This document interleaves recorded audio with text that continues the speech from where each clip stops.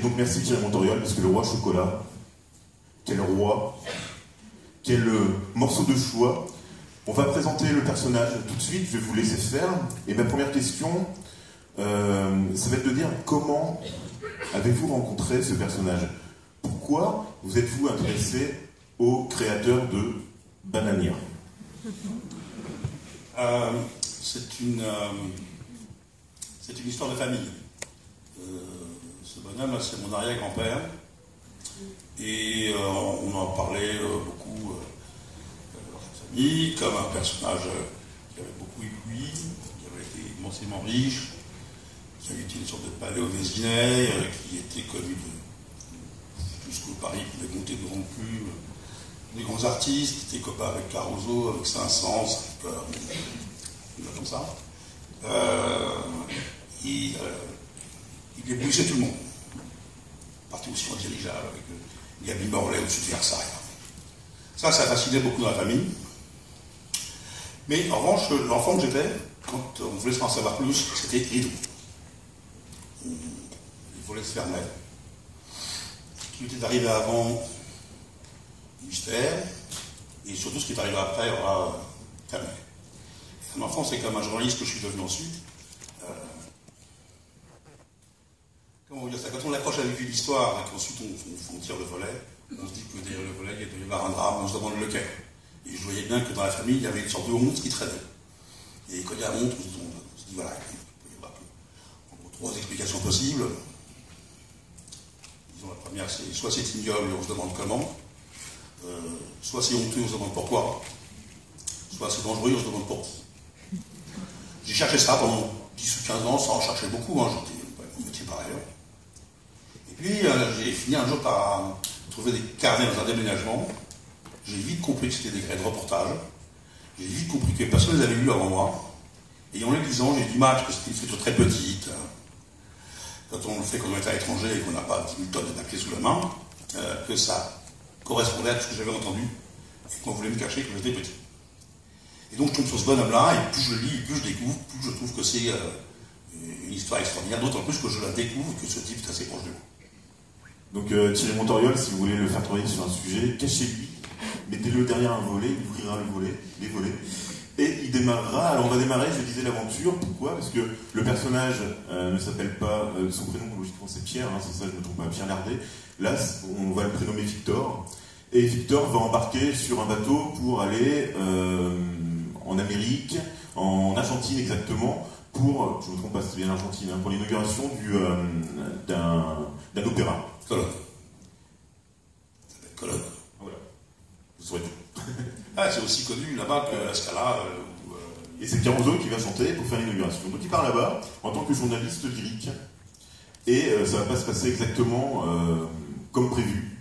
Parce qu'il va arriver à des moments où dans ces pays-là, il y a révolutions qui frémissent, qui sont sorties déjà. Et ça va être l'aventure à l'état pur. Alors expliquez-nous comment il arrive là-bas déjà. Et peut-être également les personnages qui vont l'entourer, arriver sur place, dont le premier qui va découvrir en montant sur le bateau, un personnage que j'ai beaucoup aimé et que je vous ai reproché tout à l'heure en discutant d'avoir tué trop tôt, qui se prénomme Émile, comme un petit ex-Avéry qui apparaît derrière les portes. Voilà, donc expliquez-nous ce voyage et cette première partie du livre qui se passe loin de nous et qui est vraiment une partie d'aventure où on retrouve vos talents de conteur, votre précision de journaliste et votre envie de navigation. C'est bien. Faut juste savoir qu'à cette époque-là, c'est un peu le moment où tout arrive dans notre vieille Europe et aussi en face. C'est 1910. C'est un peu la période où on invente tout, la grande presse, les grands voyages transatlantiques sur des bateaux qui sont inconnus encore 10 ou 15 ans auparavant, les voitures, tout ça. Et quand on l'envoie au Mexique, parce qu'en effet c'est un journaliste spécialiste en art lyrique, il commence par un transatlantique, et il a la chance d'être voyagé en première classe, parce que c'est la maison Lanvin qui finance le voyage, et il rencontre deux personnages assez singuliers qui ne vont jamais le quitter. Le premier, c'est une femme, son aïeul, c'était Hernán Cortés, elle s'appelle Malintzin, personnage qui a réellement existé. Et un type qui était auprès d'elle, qui est une sorte de laquais personnel, donc on connaît pas très bien la fonction, mais qu'on retrouve à tous les endroits. Celui qui, au départ, était douanier lorsqu'il embarque en France à Cherbourg, il le retrouve comme une sorte de page bien dressée à côté de cette femme dont il tombe éperdument amoureux dans la seconde même où il la voit, sans ne savoir pourquoi, et qui va retrouver ensuite, chaque fois qu'il ouvrira une porte, que ce soit au Mexique, que ce soit en Argentine, ce type le suit sans arrêt, c'est pas pourquoi. Après, dans le sud, vraiment, on comprendra qu'il a un rôle très précis, mais voilà. Et lorsqu'il arrive à Veracruz en 1910, là-bas, c'est déjà la révolution très installée. Il y a déjà Zapata qui commence à monter cette troupe au nord, dans le Morelos, et un autre, Pancho Villa, qui lui, s'occupe de la partie nord, avec l'appui des Américains qui joueront un rôle dans cette histoire pas très élégant. Et ensuite, bon, là, il descend, il a quand même son job à faire, donc il descend par bateau jusqu'en Argentine. Il assiste à toute l'extraordinaire. Les Argentins sont des gens qui avaient vraiment très envie de montrer au monde qu'ils avaient les moyens de s'affranchir de l'ancienne tutelle coloniale espagnole, et en particulier de pouvoir construire des monuments à l'Algérie, qui est vraiment la catégorie reine de la musique, et de montrer ça au monde. C'est pour ça qu'il y est. Et alors après, il doit revenir en France, et là il est très embêté, parce que il faut qu'il remonte par bateau, croit-il, parce que c'est facile pour lui.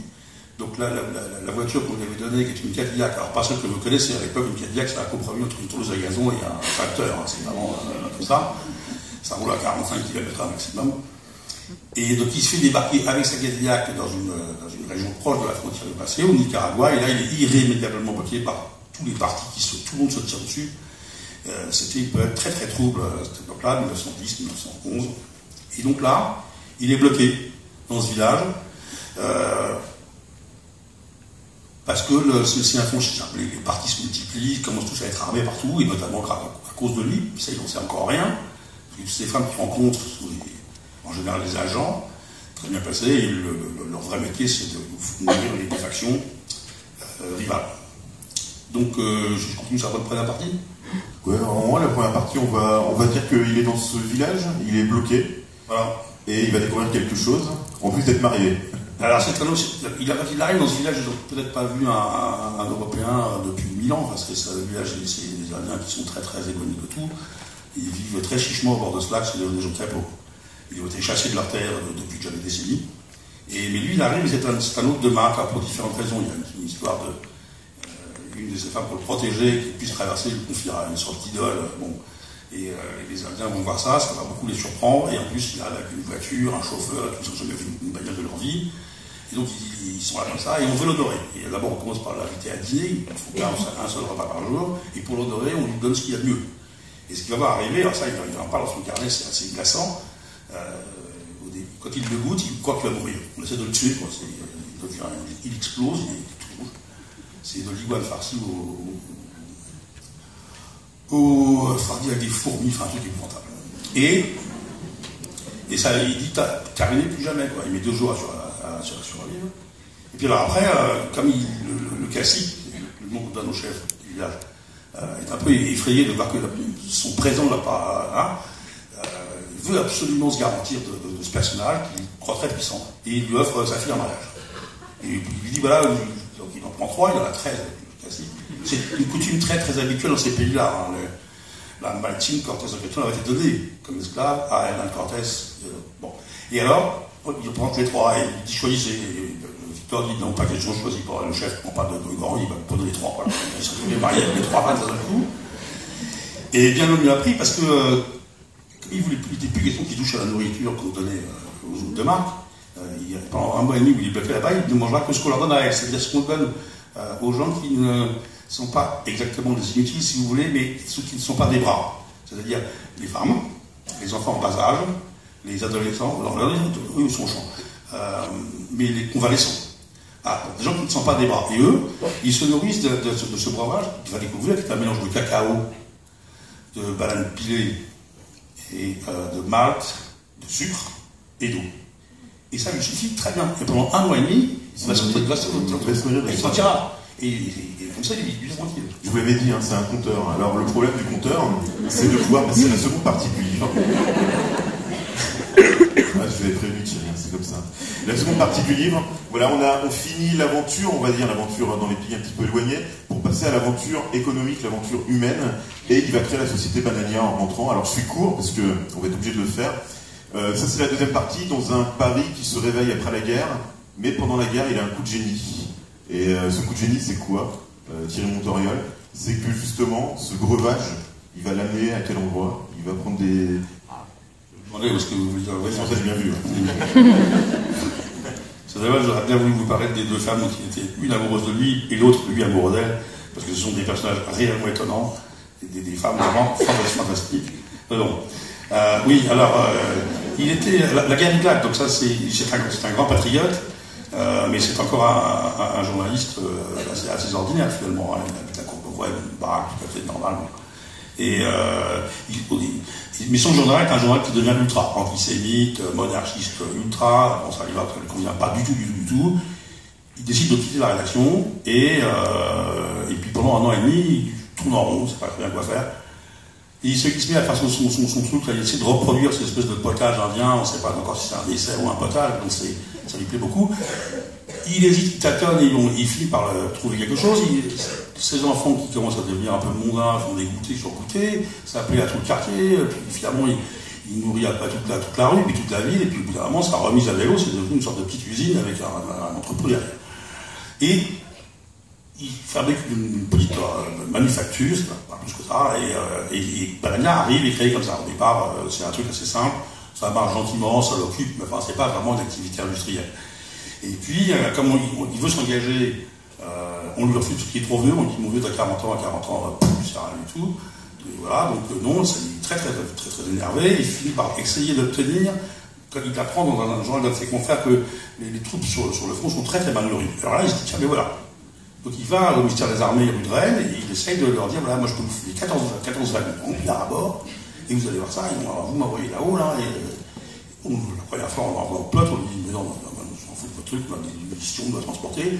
La deuxième fois, grâce à un truc que vous découvrez dans le livre, mais là c'était vraiment, il y a eu de la chance, il y a eu du génie, à conduite de ses femmes, et il obtient ce droit. Et donc il monte à Reims, entre Reims et Château-Thierry, et il tombe sur un général qui l'autorise pendant 2 jours à faire ce qu'il veut, et qui le débarrasse au plus vite le plancher et les 200 caisses de Banania qu'il a apportées.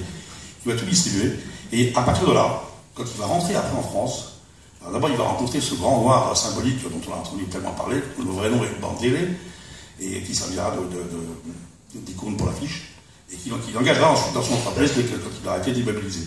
Et alors là, il y a, je crois, le plus gros tirage, a eu 100 000 affiches, et alors là, en 5 ans, c'était vraiment un coup de génie, un coup de pub, je dirais, mais en 5 ans, on est là partout.